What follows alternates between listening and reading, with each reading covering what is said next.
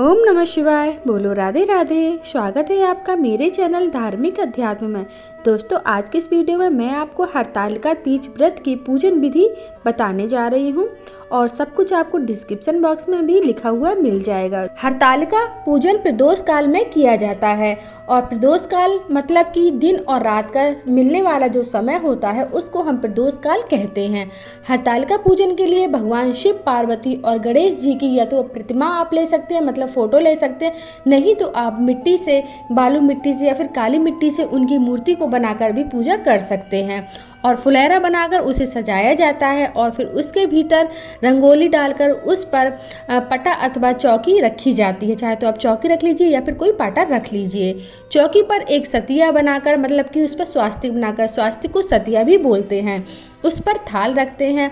उस थाल में केले के पत्ते को रखते हैं।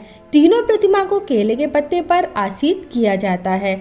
सर्वप्रथम कलश बनाया जाता है जिसमें एक लोटा और घड़ा लेते हैं, उसके भीतर श्रीफल रखते हैं अथवा एक दीपक जलाकर भी रखते हैं। घड़े के मुंह पर लाल नाड़ा बांधते हैं, चाहे तो आप कलावा भी बांध सकते हैं। घड़े पर सतिया बनाकर उस पर अक्षत चढ़ाया जाता है। कलश का पूजन किया जाता है। सबसे पहले जल चढ़ाते हैं, नाड़ा बांधते हैं, कुमकुम, हल्दी, चावल चढ़ाते हैं, फिर पुष्प चढ़ाते हैं। उसके बाद शिव जी की पूजा की जाती है और फिर कलश के बाद गणेश जी की पूजा की जाती है। उसके बाद माता गौरी की भी पूजा की जाती है। उन्हें संपूर्ण श्रृंगार चढ़ाया जाता है, पूरा 16 श्रृंगार उन पर चढ़ाया जाता है। इसके बाद हरतालिका की कथा पढ़ी जाती है। फिर सभी लोग मिलकर आरती करते हैं। सर्वप्रथम गणेश जी की आरती, फिर शिव जी की आरती, फिर माता गौरी की आरती होती है। पूजा के बाद भगवान की परिक्रमा भी की जाती है। रात भर जागकर 5 पूजा एवं आरती की जाती है। सुबह आखिरी पूजा के बाद माता गौरा को सिंदूर चढ़ाया जाता है। उस सिंदूर को सुहागिन स्त्री सुहाग लेती हैं। उसी सिंदूर से, जो सिंदूर आप माता गौरी को चढ़ाएंगे, उसी सिंदूर से आप सुबह सुहाग लेंगी, अपने मांग में सिंदूर को भरेंगी। और ककड़ी एवं हलवे का भोग लगाया जाता है। वैसे तो हर जगह रीति रिवाज अलग अलग होती है, हर किसी के घर में अलग अलग तरीके से पूजा होती है ना।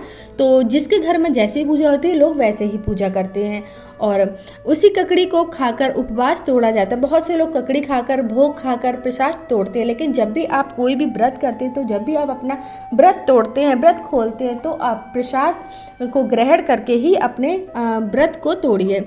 और बाद में सभी सामग्री को एकत्र करके पवित्र नदी एवं कुंड में विसर्जित किया जाता है। और इस व्रत में आप दान पुण्य अवश्य करिए। जो भी आप चीज़ें दान में देती हैं वो किसी पंडित को या फिर किसी मंदिर में जाकर दे दीजिए, लेकिन दान आप अवश्य करिए। दान में आप चाहें तो सुहाग का सामान दे सकते हैं। जो भी आपकी सामर्थ्य है, आप अपने सामर्थ्य के अनुसार दान दे सकते हैं। और इसी तरह से हरतालिका तीज व्रत की पूजन विधि होती है। वैसे तो ये पूजा सभी के घर में अलग अलग तरीके से होती है ना। तो मैं ये नहीं कह रही हूँ आप इसी तरह से पूजा करिए, सबके घर में अलग अलग तरीके से होती है, लेकिन इस तरह से भी की जाती है। तो दोस्तों, आज का ये वीडियो आपको कैसा लगा हमें कमेंट करके जरूर बताइएगा। और अगला वीडियो आप कौन सा चाहते हैं, किस भगवान की पूजा विधि और कथा सुनना चाहते हैं, तो आप मुझे कमेंट करके अवश्य बताइएगा। तो बोलो राधे राधे। ओम नमः शिवाय। ओम नमः शिवाय।